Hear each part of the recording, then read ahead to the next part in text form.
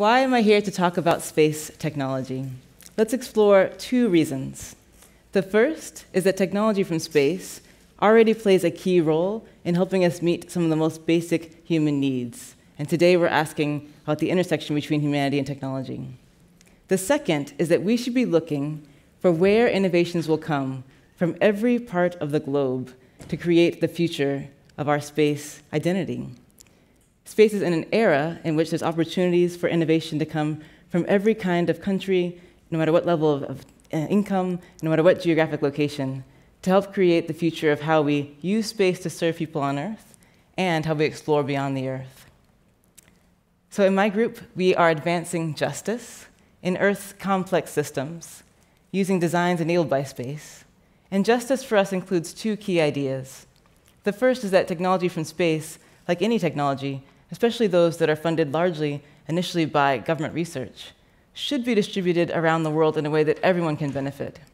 Space is a global commons, and part of the idea is that the heritage and the benefits of space should be available for people from all backgrounds.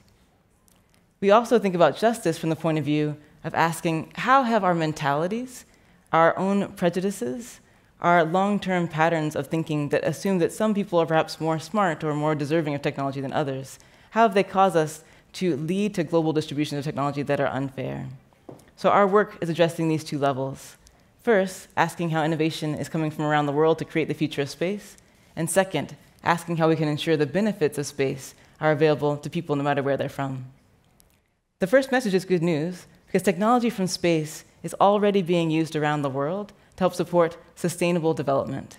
How many of you are following the United Nations Sustainable Development Goals and thinking of your work in some way related to those? I hope soon all of you will raise your hand to that question, because we have important work to do between now and 2030 to ensure we're meeting the most important questions of our era. The questions are asking how we're going to ensure well-being for individuals, cities, and nations, in fact, our whole planet, as we move toward 2030.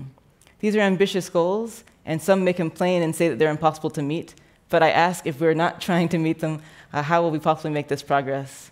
We want to ensure that we're reducing extreme poverty, ensuring everyone has access to food and water, and of course, that we are making sure our cities, our countries are sustainable, and that we're managing the environment while meeting basic needs. There are already many examples of ways that technology from space supports decision-making by governments, by people from companies, by any kind of citizen who wants to ask how to meet these goals. Here are 6 examples of technologies from space that are currently being used to support sustainable development.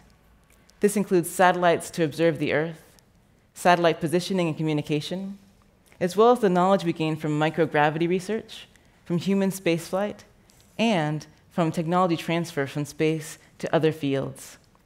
Finally, I would submit that when any country advances in their basic research in space, their ability to study astronomy, our sun, our planet, they're also increasing their local ability for innovation.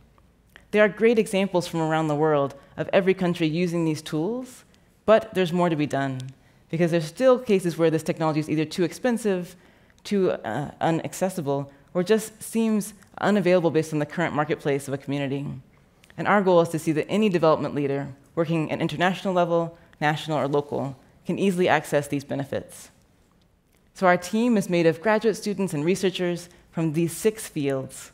We feel like all of these fields are needed to make progress and help break down the barriers that affect how we use space technology.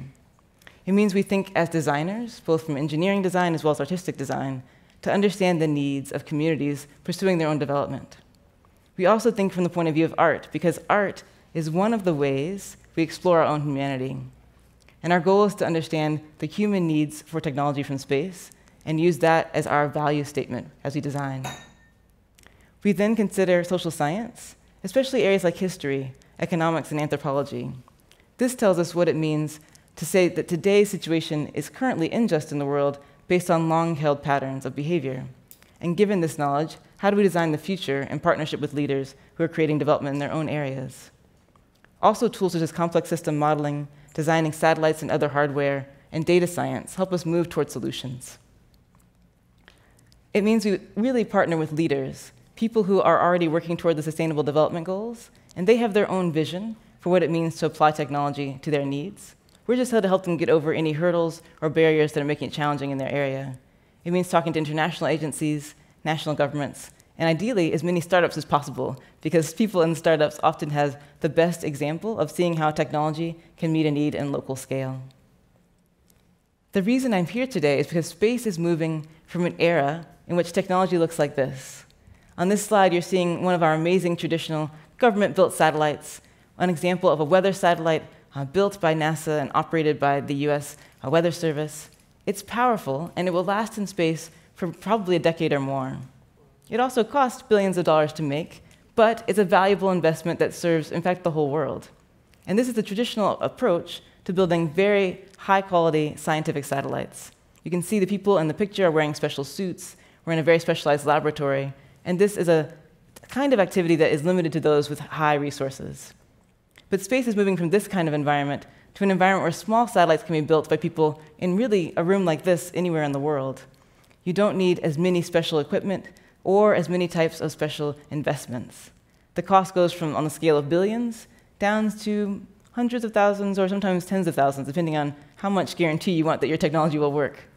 And ultimately, people of all backgrounds, including students in primary school, people from almost any country, have the opportunity to work on projects like these, to create their own systems to go to space and bring them the information they would like about their environment, or bring services and communication.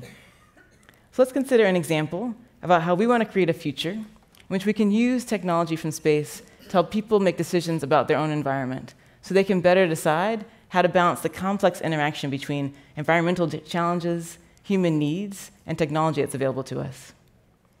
So we're traveling now together to a country in West Africa. We're going to Benin, right between Nigeria and Togo. I was actually there just a few weeks ago. And I had the chance to visit one of our partners, which is a startup called Greenkeeper Africa. They work in a community like this, which is affected by the natural environment because people live their lives based on the water. They're asking themselves how they're going to move around each day using their boats, how they're going to fish, or find other access to employment. But everything they do is affected by what's happening in the water. On some days, the not-so-good days, the water is filled with a beautiful but hazardous plant. Hazardous because it can block human transportation in these human-powered boats. It also affects local fishing patterns and other economic activity. It's called the water hyacinth. Has anyone seen it before? It's actually prevalent in many countries around the world, about 80 countries. So this company called Greenkeeper has an opportunity to apply a business model to this field. They work with local people to harvest the plant, and they convert it into a product that can be used to absorb oil-based pollution. This is their idea, and when I met them, they were busy with this business model already. But they showed me that they have a concern because they'd like to better monitor a wide region with lakes and rivers and ask, where will the plant be? Where is it right now? And where do you expect it will be in the next few weeks? They want to create these products to sell to local businesses, and they'd like to expand to other parts of the world. So the next question will be, how can they create a system to provide information to themselves, their partners for harvesting, and to local industry about what the plant is doing?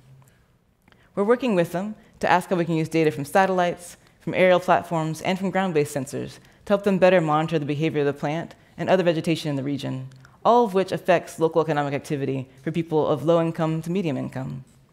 And we're already working to ask how we can use data, for example, from satellites provided by NASA, to understand how free data and also commercial data can be combined to give them the best system possible. Our role is really just to prototype and ask what's available today and how can they move forward to have this kind of system available long term. Our role wouldn't be to operate it, but to help them figure out the best tools that are available to make this a useful tool for them. Here's one example of our initial findings. You'll see in the circle, it is possible for us in this picture where the red actually shows vegetation and the green shows water. We're able to see that this plant tends to grow around areas of human infrastructure, and I went on a boat to this area the other day to confirm that indeed we are seeing the plant that we expect, even from the data from space. These examples show us that technology from space is both useful, but often requires reformatting or redesigning, so it can best be used by those who need it to make a difference on the ground. So our goal is to keep spreading this awareness and also find creative ways to co-innovate with people who are making a difference in their own communities. Thank you so much.